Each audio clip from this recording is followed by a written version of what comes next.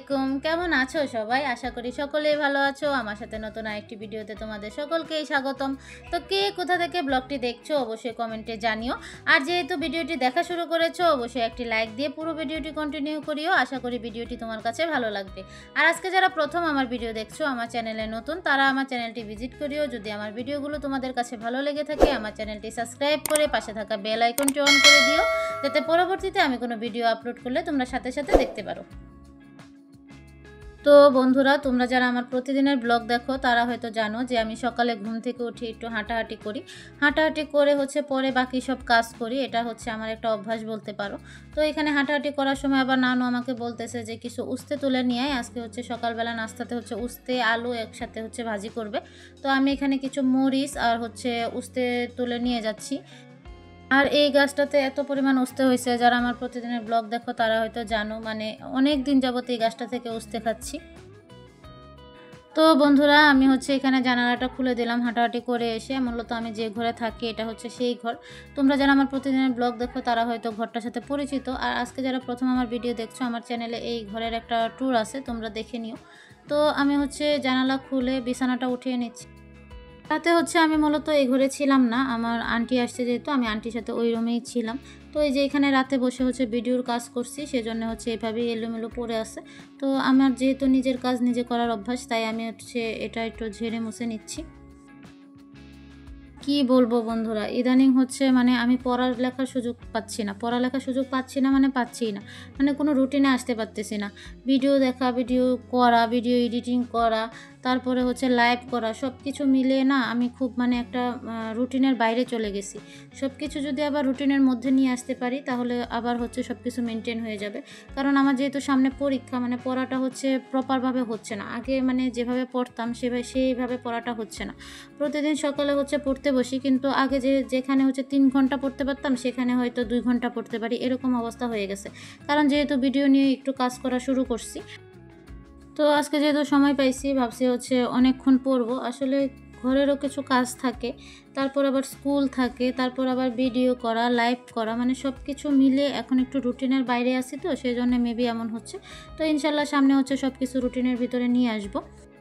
তো বন্ধুরা, আমি এখানে পড়তে বসে গেছি। তো অনেক আপুরা আমাকে জিজ্ঞেস করে যে আপু আপনি কিসের পড়া পড়তেছেন, আপনি তো চাকরি করেন, তারপরে আবার কিসের পড়া পড়তেছেন।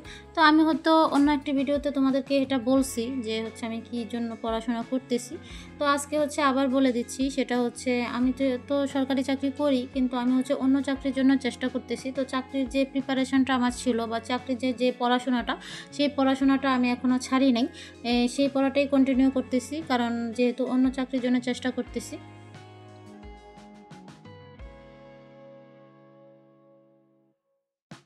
তো বন্ধুরা, এখন যেহেতু চাকরির পরীক্ষা নাই, তো আমি একটা লং টাইম সময় পাইছি প্রিপারেশান নেওয়ার জন্য ভালো করে। তো সেটাই কন্টিনিউ করার চেষ্টা করতেছি। কিন্তু ওই যে বললাম যে নতুন নতুন ভিডিও করা শুরু করছি, তো এখনও সব কিছু রুটিনের মধ্যে আনতে পারি নাই। যখন রুটিনের মধ্যে চলে নিয়ে আসবো তখন হয়তো পড়াটাও ঠিকভাবে কন্টিনিউ হবে ইনশাল্লাহ। তো বন্ধুরা, সকাল থেকে তো পড়াশোনার কথাই শুনলে, তো চলো এখন একটু কাজে মন দেওয়া যাক। আর এখানে দেখো, কাজ বলতে আজকে ধানের কাজ, ধান শুকানো, ধান সিদ্ধ করা, ধান লাড়া, ধান তোলা, এই কাজগুলোই আজকে সারাদিন করা হবে। তো এই যে এখানে দেখো, একদম ভোরবেলাতেই আমার আন্টি আর আরেকজন আছে, যিনি আমাদের যে ধান টান সিদ্ধ করে দেওয়ার জন্য ওনাকে রাখা হয়েছে। আমার আমি নানু বললেই ডাকি। তো উনি এসে এই যে দেখো, আগে উঠানটাকে গোবর দিয়ে লেপে দিচ্ছে। তোমরা যারা গ্রামে থাকো তারা হয়তো জানো যে এইটা লেপে দেওয়ার কারণে এখানে ধান দিলে তারপরে যে নিচের যে বালিগুলা, সেই বালিগুলা ধানের সাথে মিশে যাবে না।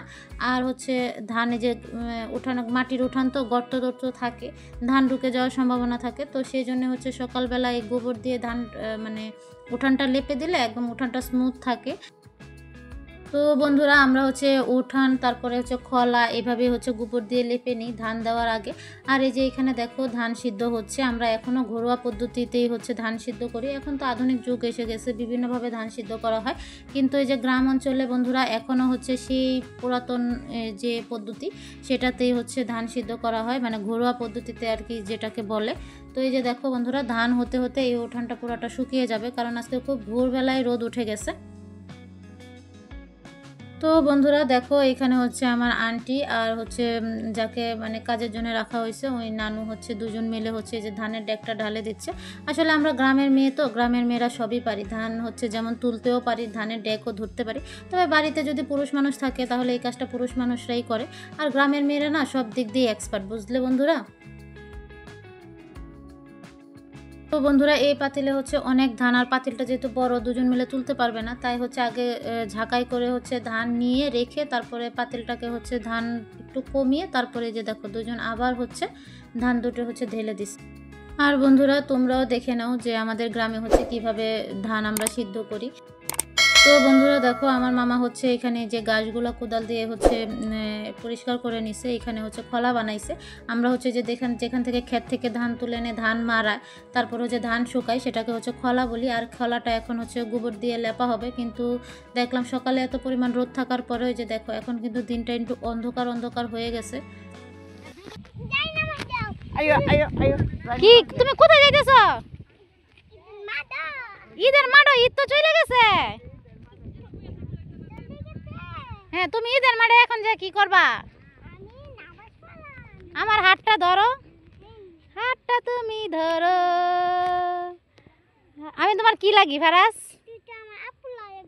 তাই? এগুলো কি ফুল ফারাস? এগুলো কি ফুল? এগুলো শাপলা ফুল, এগুলো পানা ফুল।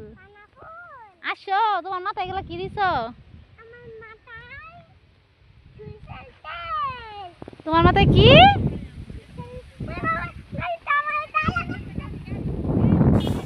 তো দেখো বন্ধুরা এখানে এটা কি দেখতে পাচ্ছ বলো তো? এটা হচ্ছে আমার মুরগি, আর মুরগি দেখলাম হচ্ছে বাচ্চা ফুটাইছে। তো আমি হচ্ছে এখানে মুরগিটাকে তুলে দেখলাম যে কয়টা বাচ্চা ফুটছে আর কয়টা ডিম রয়ে গেছে।